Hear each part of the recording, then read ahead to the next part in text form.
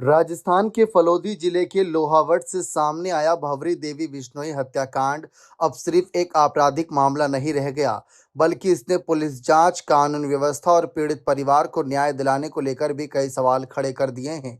सबसे बड़ा सवाल यही है कि आखिर भंवरी देवी की हत्या किसने की, हत्या की वजह क्या थी और क्या इस वारदात के पीछे सिर्फ एक या दो लोग हैं या फिर इसके पीछे कोई बड़ी साजिश हो सकती है। मामला 27 और 28 जुलाई की दरमियानी रात का है। रिपोर्टों के मुताबिक भंवरी देवी अपने घर में सो रही थीं, तभी अज्ञात हमलावरों ने उन पर चाकू से हमला कर दिया। इस हमले में भंवरी देवी की जान चली गई, जबकि उनकी दो बेटियां भी घायल हुई। उनमें से एक बेटी राम ज्योति का इलाज जोधपुर में चल रहा था। घटना के बाद इलाके में गुस्सा फैल गया और परिवार तथा ग्रामीणों ने आरोपियों की तत्काल गिरफ्तारी की मांग को लेकर धरना शुरू कर दिया।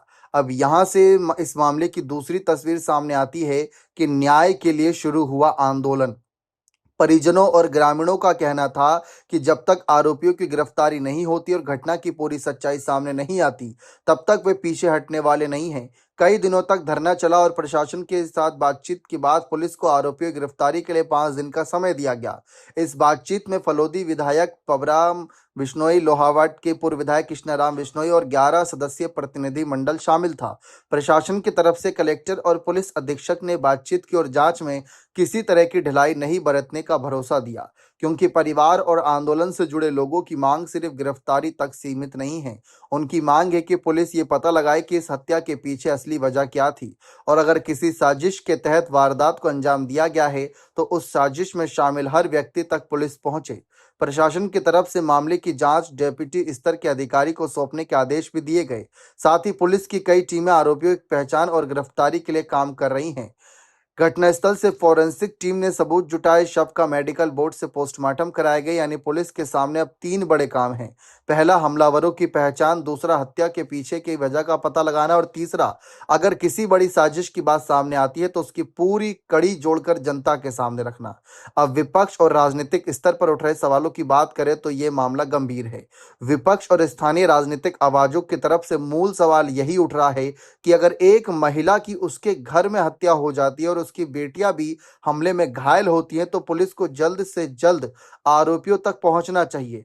कानून व्यवस्था पर सवाल उठना विपक्ष का राजनीतिक अधिकार है, लेकिन इस मामले में सबसे जरूरी बात यह है कि राजनीति से ऊपर उठकर पीड़ित परिवार को न्याय मिले, क्योंकि किसी भी सरकार के लिए सबसे बड़ी परीक्षा यही होती है कि आम नागरिक खुद को कितना सुरक्षित महसूस करता है।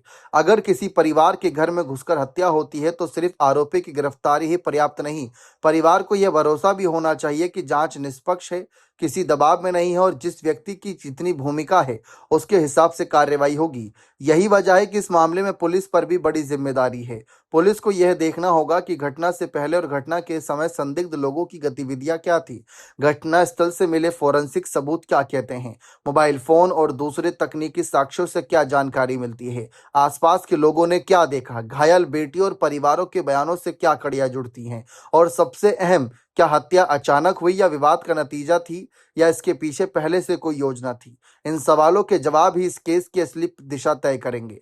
अब एक और महत्वपूर्ण बात, सोशल मीडिया पर इस मामले को लेकर तरह तरह के दावे चल रहे हैं। कुछ लोग अलग अलग लोगों पर आरोप लगा रहे हैं और कुछ दावों में हत्या के पीछे बड़ी साजिश की बात कही जा रही है।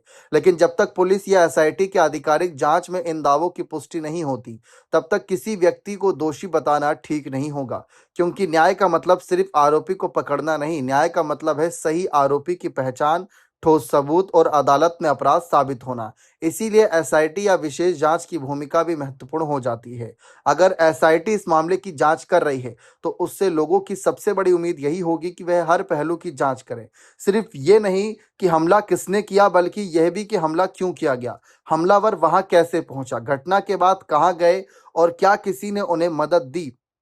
अगर जांच में किसी व्यक्ति की भूमिका सामने आती है तो उसके खिलाफ कानून के मुताबिक कार्रवाई होनी चाहिए, चाहे वे कितना भी प्रभावशाली क्यों ना हो। और अगर किसी व्यक्ति पर लगाए जा रहे आरोप जांच में सही नहीं पाए जाते तो उसका नाम भी बेवजह सार्वजनिक रूप से उछालना नहीं चाहिए। यानी इस मामले में पुलिस के सामने चुनौती दोहरी है।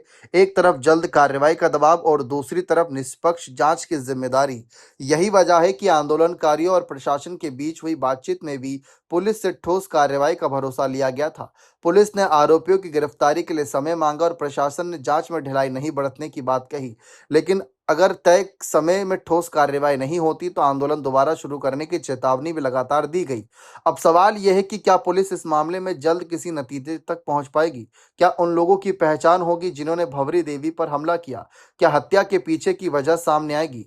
क्या अगर कोई साजिश है तो उसकी पूरी कड़ी सामने आएगी? और सबसे बड़ा सवाल, क्या भंवरी देवी के परिवार को वह न्याय मिलेगा जिसकी मांग को लेकर सड़क पर लोग उतरे हुए हैं? फिलहाल इन सवालों के जवाब पूरी तरह होने जांच पूरी होने के बाद ही सामने आएंगे। लेकिन एक बात बिल्कुल स्पष्ट है, भंवरी देवी के परिवार को सिर्फ आश्वासन नहीं चाहिए, उन्हें निष्पक्ष जांच चाहिए, दोषियों की गिरफ्तारी चाहिए, अदालत में मजबूत सबूतों के साथ मामला पहुंचना चाहिए।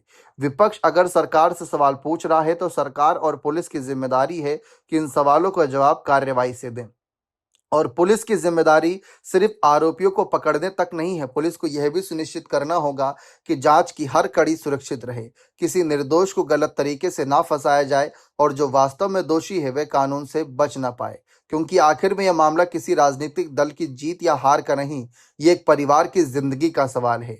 यह उस बेटी के भविष्य का सवाल है जिसने अपनी मां को खो दिया और खुद भी हमले में घायल हुई। और यह उस भरोसे का सवाल है जो आम आदमी पुलिस और कानून व्यवस्था पर करता है। इसीलिए अब सबकी नज़र पुलिस की अगली कार्रवाई और जांच के सामने आने वाले तथ्यों पर है। भंवरी देवी को न्याय तभी मिलेगा जब हत्या की पूरी सच्चाई सामने आएगी। हमलावर कौन थे, वजह क्या थी और अगर कोई साजिश थी तो उसके पीछे कौन कौन लोग थे। फिलहाल जांच जारी है और जब तक आधिकारिक तौर पर पूरे तथ्य सामने नहीं आते तब तक किसी भी व्यक्ति को दोषी ठहराने के बजाय जांच और कानून की प्रक्रिया पर भरोसा रखना ही सबसे सही रास्ता है।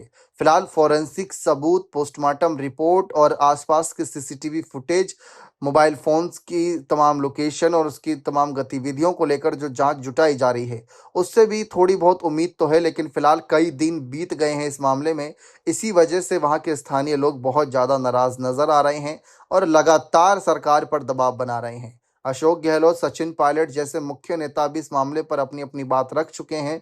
लेकिन कहीं ना कहीं सबको पता है कि इस मामले में पुलिस के सामने चुनौती तो है। फिलहाल डीजीपी द्वारा एसआईटी गठित की गई थी। एसआईटी की तरफ से अंतिम निष्कर्ष सार्वजनिक नहीं किया गया है। इसीलिए सोशल मीडिया पर तमाम दावे भी किए जा रहे हैं कि कोई ऐसा कुछ हो सकता है, वैसा कुछ हो सकता है। अब इस पूरे मामले में अगला बड़ा अपडेट एसआईटी की जांच और उसके बाद सामने आने वाली आधिकारिक रिपोर्ट ही खुलासा कर सकती है। क्योंकि एसआईटी टीम को 3 दिन के अंदर के आदेश थे। फिलहाल जिस तरीके की स्थिति है अभी तक तो ऐसा कोई बड़ा खुलासा नहीं हुआ है। लेकिन पुलिस के सामने चुनौती बहुत बड़ी है और स्थानीय लोग इस मामले को जिस तरीके से उठा रहे हैं, भजनलाल सरकार भी इस मामले पर जवाबदेही कैसे तय करती है, ये देखना बेहद दिलचस्प होगा। बने रहें चैनल के साथ। बहुत बहुत शुक्रिया।